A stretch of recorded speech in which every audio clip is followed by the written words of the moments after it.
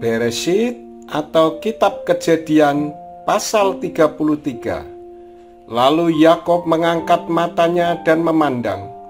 Maka tampaklah Esau datang dan bersamanya ada 400 orang. Kemudian dia membagi anak-anak kepada Lea dan kepada Rahel dan kepada kedua hamba perempuan itu. Dan dia menempatkan yang pertama hamba-hamba perempuan dan anak-anaknya, di belakangnya Lea dan anak-anaknya, dan yang terakhir Rahel dan Yosef. Dan dia sendiri berjalan di depan mereka dan bersujud ke tanah 7 kali, sampai dia mendekat kepada kakaknya. Dan Esau berlari untuk menjumpainya, dan dia memeluknya dan bersandar di lehernya, dan dia menciuminya, dan mereka menangis. Dan dia mengangkat matanya dan melihat wanita-wanita serta anak-anak itu, dan berkata, "Siapakah orang-orang ini bagimu?" Dan dia menjawab, "Inilah anak-anak yang telah Elohim tunjukkan kemurahannya kepada hambamu."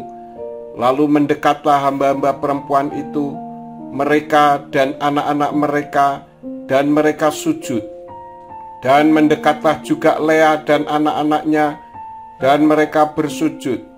Dan sesudah itu mendekatlah Yosef dengan Rahel, dan mereka pun bersujud.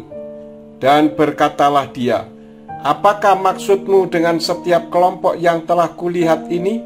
Dan dia menjawab, "Untuk mendapatkan belas kasihan di mata tuanku."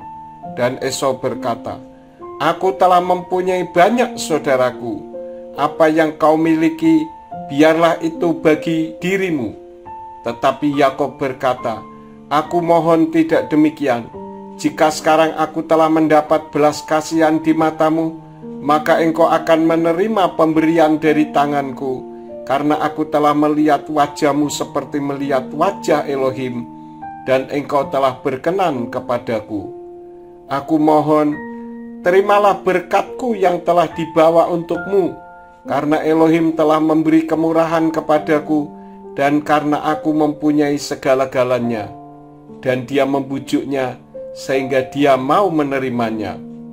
Lalu ia berkata, "Marilah kita bersiap dan berangkat, dan biarlah aku berjalan di depanmu."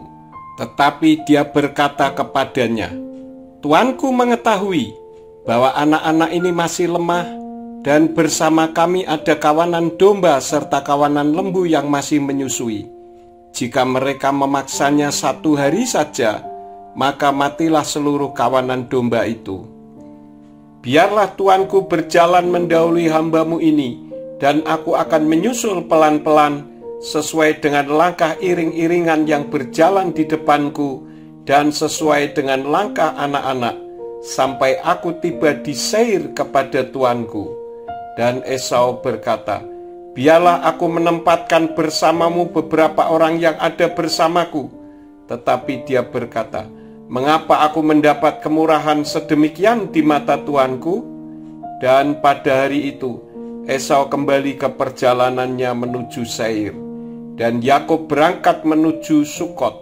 Lalu ia mendirikan rumah baginya, dan dia membuat kandang-kandang bagi ternaknya. Itulah sebabnya dia menyebut nama tempat itu Sukot. Dan Yakub tiba dengan selamat di kota Sikem yang ada di tanah Kanaan, ketika dia datang dari Padan Aram.